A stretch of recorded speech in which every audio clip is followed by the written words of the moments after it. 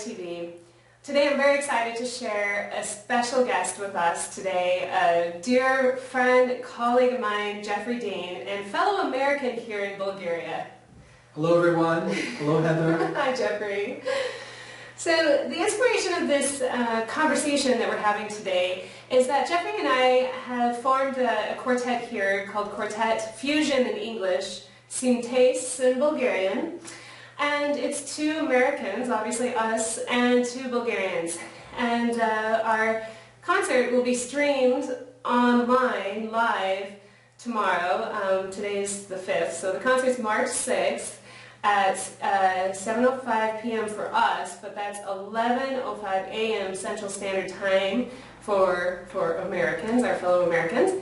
So I just wanted to take a few minutes and talk with Geoffrey, his story, and kind of our mission with chamber music. So, Geoffrey. Yes, Heather. Can you tell us, how did you come to Bulgaria? I arrived in Bulgaria on a plane, which brought me here over 20 years ago, back in 1991, when the American University in Bulgaria was founded. And actually I was invited at that point to be among the founding faculty members there. So it was a very exciting time to be in Bulgaria and to see how things were just starting to change after the fall of the Iron Curtain in Eastern Europe.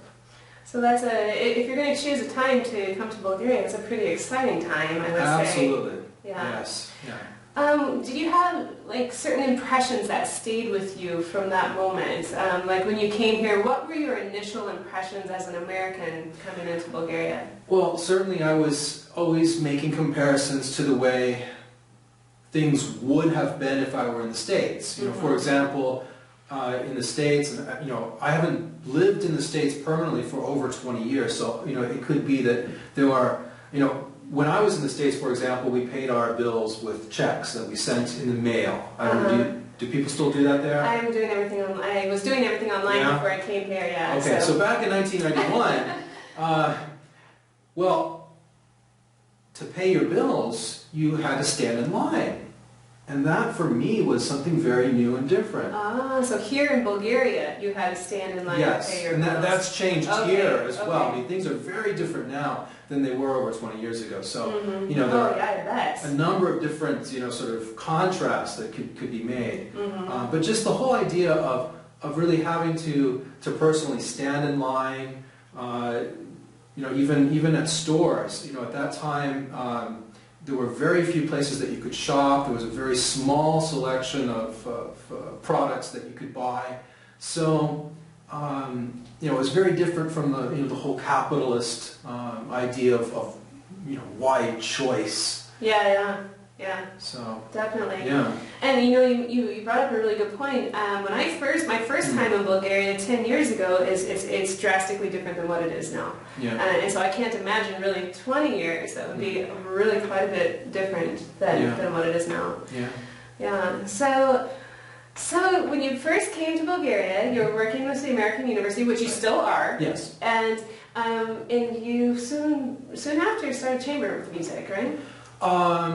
Yes, very, very soon after I got here. I mean, once I started teaching at the American University, I remembered that, oh yeah, I do play the cello as well. I mean, I was teaching courses other than cello lessons. I was doing introduction to music, history of jazz. So it was very much about introducing people who weren't necessarily interested in performing music to listening to music, to understanding what music is about or can be about. So I myself kind of put the cello aside as something that I was actively doing as a performer. So so part of those first couple of years in Bulgaria was really about, okay, wait a minute, what can I do as a cellist in Bulgaria? I didn't know. Yeah. You know, that was something I had to figure out along the way. Yeah. Wow, and you know, the history of jazz, you taught history of jazz. Yeah. to me, that would be really interesting to teach history of jazz to Bulgarians. Was it? Yeah. I mean, in a way, Bulgarians already know about jazz because I think Bulgarians are very creative. They know how to improvise. Yeah, definitely. You know? Improvisation has always been part of Bulgarian life. Just being able to do a lot, even if you don't have a lot. So I think they're... Wow, now that is really inspirational because it's not just with music, because here in Bulgaria, I mean, like you said, you don't have the choices that you have, obviously, like in the United States or other larger countries, and so you really have to be creative to do a lot with the little that you have. Right. So exactly, music and in the lifestyle and culture, that definitely... Yeah, I mean, there's definitely a connection there. And I think, in a way, I'm kind of sad that in more recent years, in Bulgaria, there has come to be so much choice. Yeah. There are so many huge stores that you can find anything you want. Like Kaufland?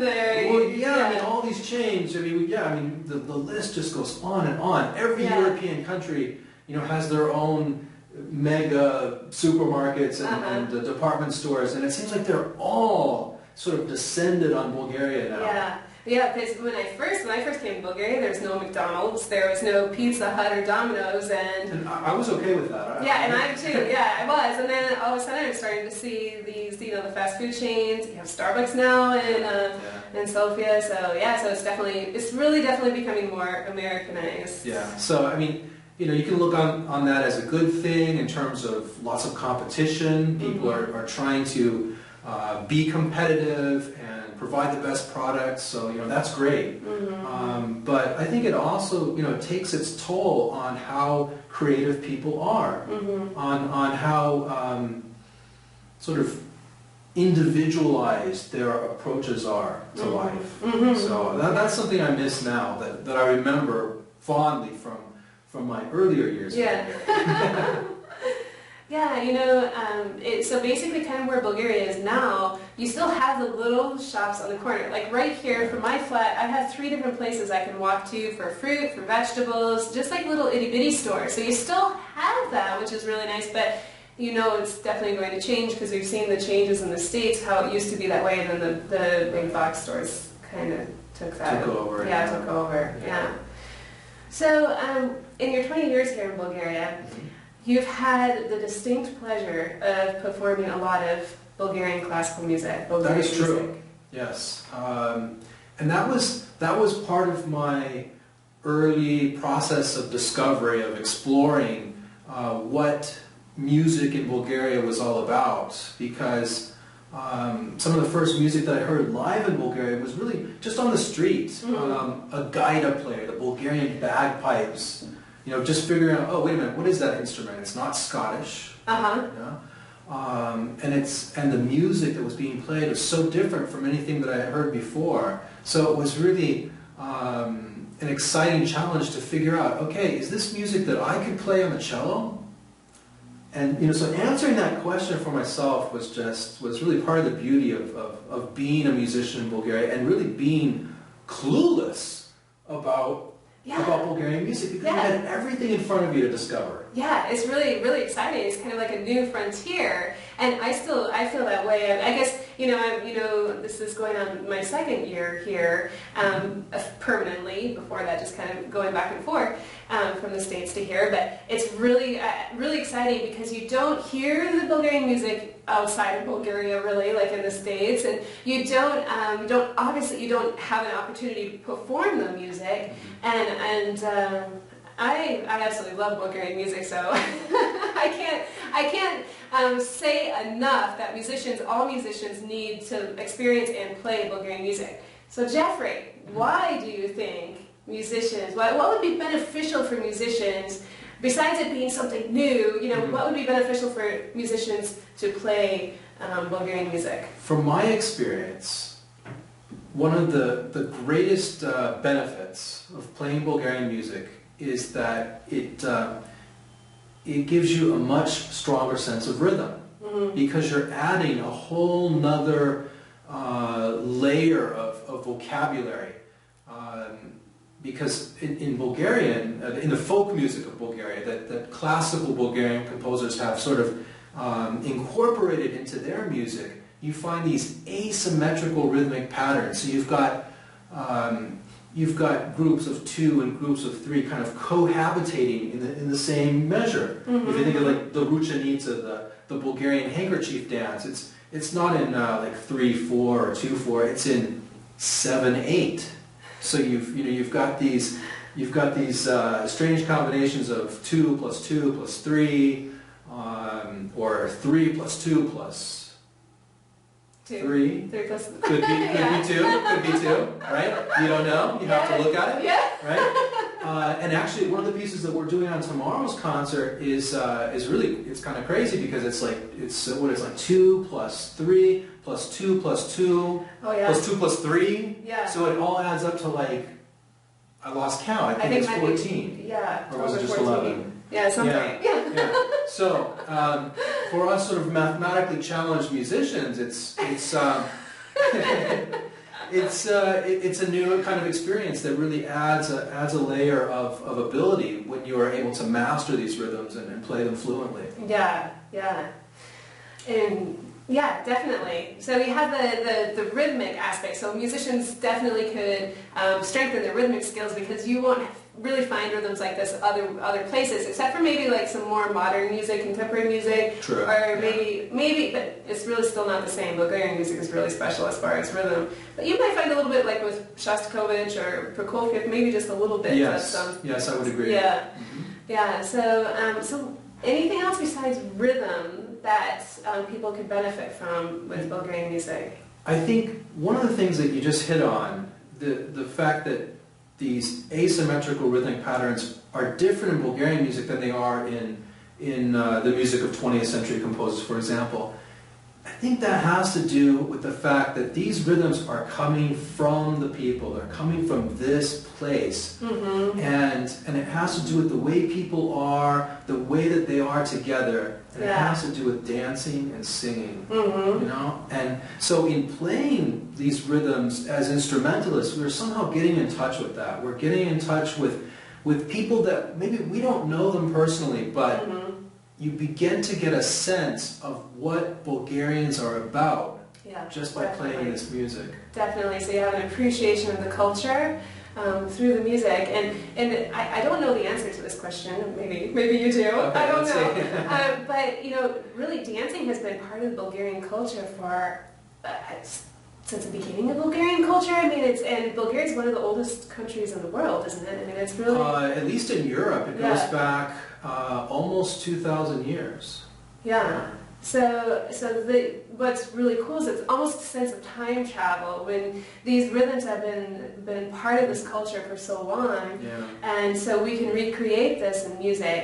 And like even today in the rehearsal, our violist Ivailo Angelov was really, really just adorable when he explained how the dancing, he actually demonstrated it for us, the dancing for the men, and they hold on to the belts of the next man. I mean, it's really difficult, complicated rhythm, feet work. If I had to compare, which I hate to compare, but just to have people have an idea, it's kind of almost like Irish dancing. The difficultness of the feet work kind of... Yeah, I agree, it's very intricate. Very complicated, and but yet very light. It's not, in essence, not like a heavy type of... Well, some of the dances are a little heavier. It depends on who's dancing. If it's a group of men who's dancing, then it tends to be a little slower tempo, a little heavier step. But then the women come in, and then it's lighter. So I think you get that sense of interplay between the two groups in a lot of Bulgarian music. Yeah, so you have the balance of the masculine and the feminine coming together. Yes.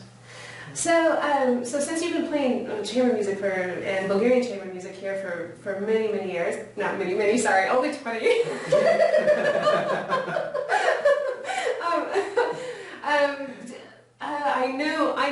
I already know the answer to this, and I just want to express this. You have a mission and we have a mission with Quartet Fusion or Quartet Some Taste, but you were also involved in a trio, the Ardenza Trio in Sofia. Right. And so So what exactly is the mission? What is the mission of chamber playing? So it's not just, I mean, yes, it's exposing people to Bulgarian music, but what is the deeper connection? Well, I think we already touched on it in a sense by talking about the way that performing Bulgarian music connects us to Bulgarians. That it brings us into this culture. So, you know, that's something that's specific to Bulgarian music. But chamber music in general, for me, has to be about the mutual desire to play together. Yeah. So it's, you know, it's not just about, oh, look at me, I can play. No, it's about we are going to shape this piece of music together. And like a unification. Yeah, that kind of group project that can only be fulfilled if all of us are approaching it from a sort of with a similar ethos, with a similar sense of commitment, of passion towards what we're doing. And I think that's one of the reasons we chose the name Ardenza for our trio, is because Ardenza, you have this sense of ardent, of really wanting something, of really being passionate about something. And in this case, it's about chamber music. So, so I mean, that to me, the word Ardenza just sort of encapsulates this idea of everyone wanting this music to sound the best it can. And in order for that to happen, and this also has to do with Ardenza, because Ardenza is also about combustion, about the flame, about somehow setting something on fire. You know, it's that spark of inspiration that everyone shares. Yeah, definitely. And so you have the Ardenza, and then we have Synthèse. Yes. And now I'm going to put you a little bit on the spot here. Not that I haven't already, but I'm already there. But Synthèse, we have fusion for English, but Synthèse for Bulgarian. So. But it doesn't exactly mean the same thing, right? So, I mean, Synthèse and Bulgarian, it is coming together, like a fusion of bringing together, but it's in a positive light. Okay. Well, I guess, I mean, you chose the name. So, I mean, this is what I think you meant. Right, I agree, that's right, yeah. So, I'm not like this dictator. I think what you're imagining with this is this idea, similar to Ardenza, that people are coming together with this similar purpose of creating great chamber music. But it's also a synthesis of cultures. Because half of the quartet is American and half is Bulgarian. So in a way, it gives us this great opportunity to explore not only how we're all doing the same thing, but how we're also different. You know, we're celebrating those differences. Yeah. So I mean, that to me is just, you know, that's a beautiful thing. Yeah. Is that what you had in mind? Yeah. Okay. Yeah, definitely. And promoting Bulgarian music, to have people, I don't even like the word promoting, but I mean just like exposing Bulgarian music to different cultures and countries throughout the world. And that's kind of something that music has a special gift.